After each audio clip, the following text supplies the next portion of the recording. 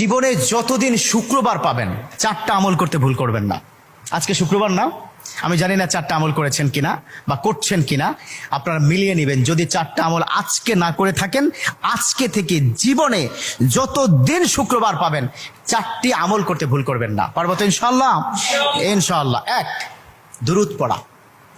আমার বিশ্বনবী দুরূদ সম্পর্কে কত অসাধারণ কথা বলেছেন।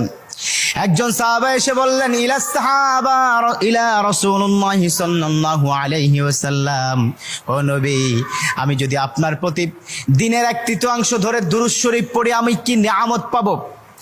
বিশ্বনবী বললেন, তুমি যদি দিনের 1/3 ধরে আমার প্রতি দুরূদ শরীফ পড়ো তোমার জন্য বিশাল উপকার হবে, আরো বাড়িয়ে পড়লে তোমার জন্য আরো ভালো হবে।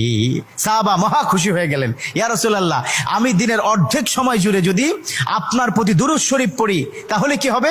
বিশ্বনবী বললেন, এটা বিশাল